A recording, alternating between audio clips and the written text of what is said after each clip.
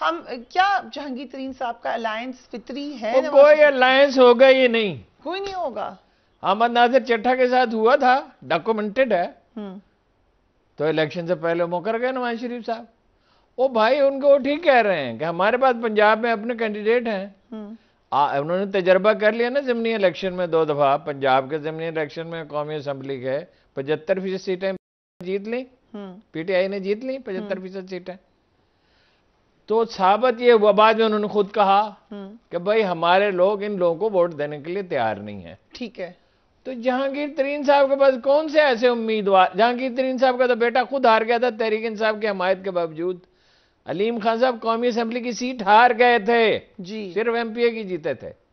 جی ٹھیک ہے. ٹھیک. ان کے وہ آدمی بتائیں جو انہوں نے پارٹی بنائی ہے.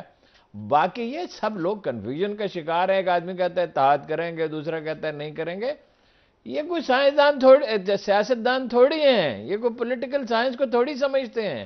یہ تو شخصیت پرست لوگ ہیں. جو ان سے نواز شریف کہے گا، نواز شریف ان سے کہے آج سے قمیض پہننی چھوڑ دو، صرف بنیان پہ نہ کرو، یہ اس پہ بھی تیار ہو جائیں گے. آئی پی پی کو، استحکام پاکستان ان کو، اپنے حامیوں کو. یہی جو لوگ ہیں دیکھیے نا، صوبائی اسمبلیاں توڑی، قومی اسمبلی سے الگ ہوئے اور غلطیاں کی. ان کے کسی لیڈر نے انہیں ٹوکا کہ بھئی یہ آپ کیا کر رہے ہیں؟ آپ کچھ لوگ پھر ٹوکتے تھے، نہیں، کہاں ٹوکتے تھے؟ میں تو بعض مواقع پہ موجود تھا. اوکے. کون ٹوکتا تھا؟ اب یہ جو باہر نکل کے سب کہہ رہے ہیں کہ ہم بتاتے تھے. اچھا، یہ اپنا پوری قوم 3 ہفتے لگی رہی. اور ہزار ربانی صاحب آپ تو فوجی عدالتوں پہ روتے تھے، اب کیا ہوا؟ بڑی مشکل سے ہمت جمع کر کے انہوں نے کہا یہ مناسب نہیں ہے. ہاں جی، لمبی تمہید باندھ کے. وہ یہ کوئی پولیٹیکل لیڈر ہیں؟ یہ مزارے ہیں، مزارے سب. دیر از نو پولیٹیکل پارٹی. آپ جماعت اسلامی کو کہہ سکتے ہیں وہ پاپولر پارٹی نہیں ہے. یہ آپ نے بڑی افسوسناک صورت. کوئی پولیٹیکل پارٹی کیا ہوتی ہے؟ ہر حلقے میں پارٹی کے ڈیلیگیٹس فیصلہ کرتے ہیں کہ شیخوپورہ میں فلاں ہمارا امیدوار ہوگا، میرپور میں فلاں ہوگا، خانپور میں فلاں ہوگا، رحیم ارخا میں فلاں ہوگا، فیصل آباد میں فلاں ہوگا. یہ پولیٹیکل پارٹی ہے؟ 8 میں سے 6 سیٹیں جیت کے دیں وہ فیصل آباد سے 2008 کے الیکشن میں، 2002 کے الیکشن میں. ٹھیک. اور انہیں ٹکٹ نہیں دیا گیا. انہوں نے پوچھا مجھے ٹکٹ کیوں نہیں دیا؟ بس میری مجبوری ہے. نواز شریف صاحب نے کہا وہ جنرل مشرف کے کسی تقریب میں چلے گئے تھے، وہ بیچمیٹ تھے دونوں. رائٹ. ٹھیک ہے. اور یہ کوئی پولیٹیکل لیڈر ہیں؟ یہ کوئی سیاسی ورکر ہیں؟ یہ ہے مزارے. یہ چلے گئے جہانگیر ترین کی پارٹی میں جب موقع ہے چلے گئے. یہ کاف لیگ میں ان میں سے بہت سے چلے گئے تھے. وہ ایک نام نہیں میں لیتا، اچھا نہیں لگتا، خاتون ہے چونکہ، وہ کہتی ہیں نواز شریف راگ ایجنٹ ہے. اب وہ 6 سال سے چیخ کے کہتی ہیں. مجھے یہ بتائیں فردوس عاشق اوان کے جیتنے کے چانسز ہیں؟ کوئک دیکھ لیتے ہیں. Firdous Ashiq Awan can she one? Firdous Ashiq Awan کا دیکھیں، شخصیات پہ نہیں ہم بات کرتے. فردوس بعد میں تو مجبوراً کرنا پڑتی ہے نا. یا یہ اپنے جو ہیں پنڈی سے ایک صاحب جو ہیں ایم پی اے تھے، یہ ایسے گیت گاتے تھے. صلاح الدین ایوبی، ہم ان سے کہتے تھے آپ کو بھی جب پروگرام کرتے ہیں تو تبصرے کچھ وصول ہوتے ہیں نا جی، ہمیں بھی وصول ہوتے. ابھی آپ اندازہ کریں کہ میں کتنا اس کے لیے سافٹ کارنر رکھتا ہوں عمران خان کے لیے، اور کتنی میں نے اس کی ہیلپ کیا. وہ خود لوگوں سے کہتا کسی نے میری ایسی ہیلپ نہیں کی.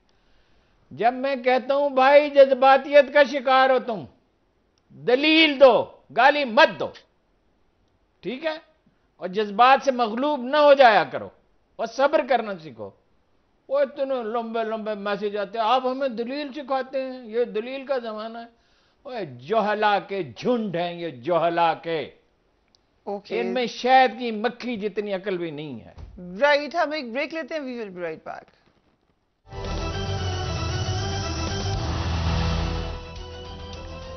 لندن میں پولیس نے آج YouTuber major retired Adil Raja کو نفرت انگیزی پھیلانے کے جرم میں گرفتار کیا.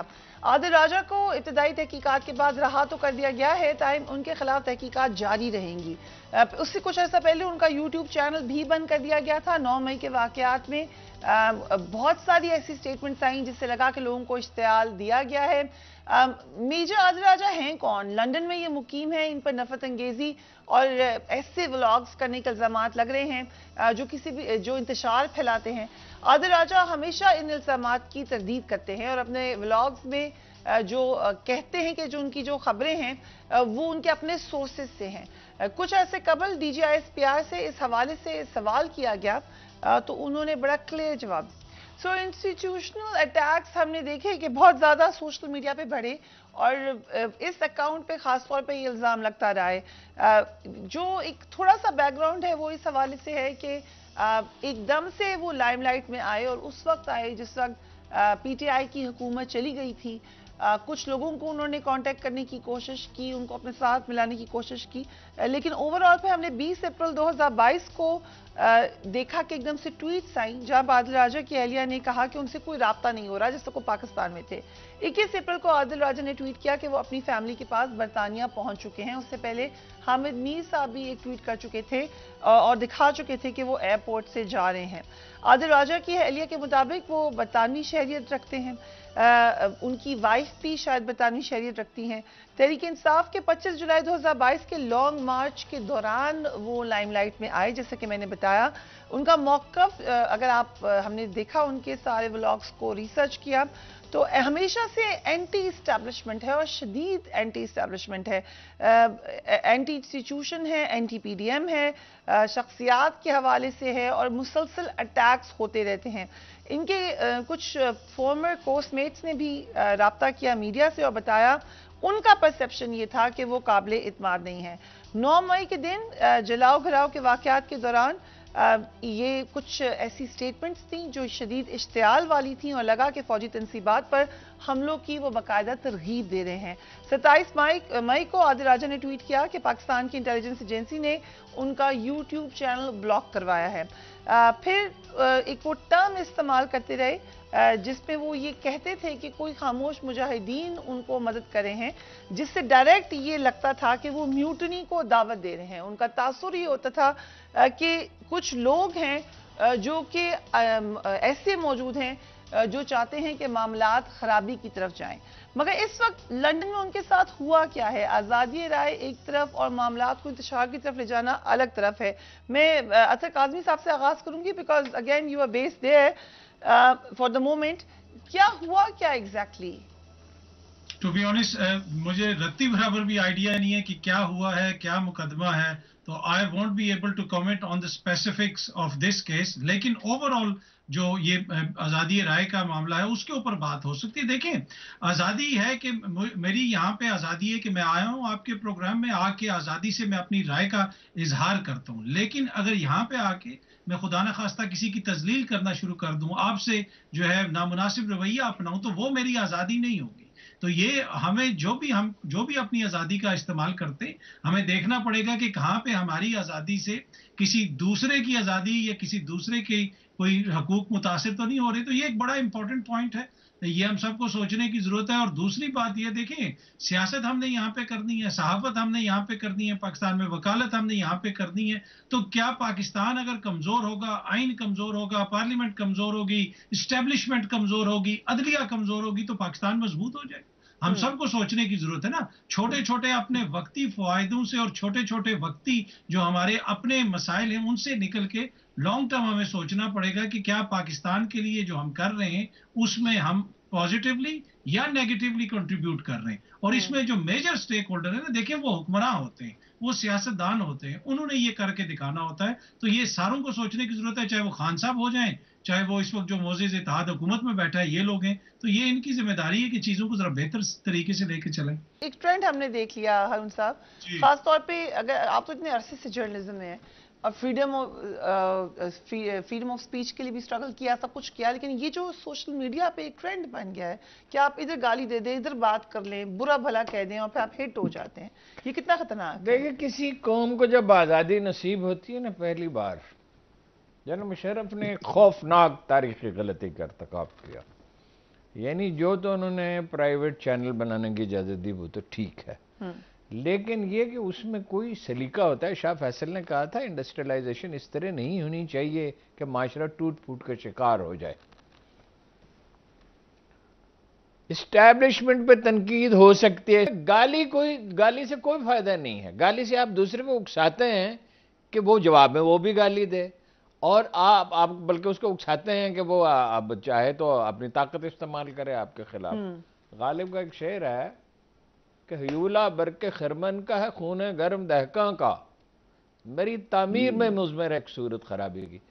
Element of truth overseas Pakistani سے ہمیشہ ہم ریکویسٹ کرتے ہیں کہ جو بات کہنے کی ہے وہ کہیں، اور زوردار طریقے سے کہیں، ڈٹ کے کہیں، مگر الزام تراشی نہ کریں اور گالی نہ دیں.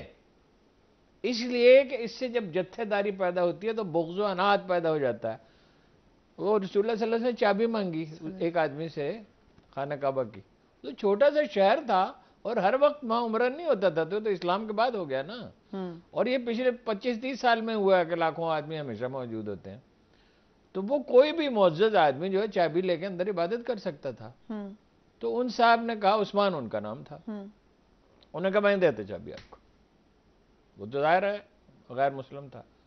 رسول اللہ نے فرمایا ایک دن یہ چابی میرے ہاتھ میں ہوگی اور میں جسے چاہوں گا دوں گا. اس نے کہا اس دن مکہ کے سارے مرد ذلیل ہو چکے ہوں گے. مراد یہ ہے کہ ہماری کوئی حیثیت نہیں ہوگی، آپ اتنا بڑا دعویٰ کر رہے ہیں.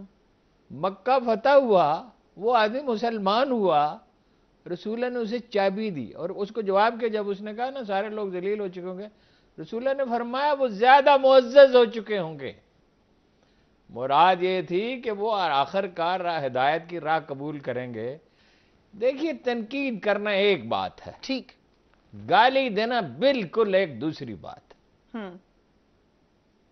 تو یہ ہے کہ اپنی بات اور کریں ڈسائفر کریں، اس کے اندر ریڈ لائنز کراس نہ کریں. گالی سے تو کچھ بغض و عناد کے سوا کیا حاصل ہے؟ بغض و عناد سے فساد پھیلتا ہے، اور فساد کے بارے میں قرآن مجید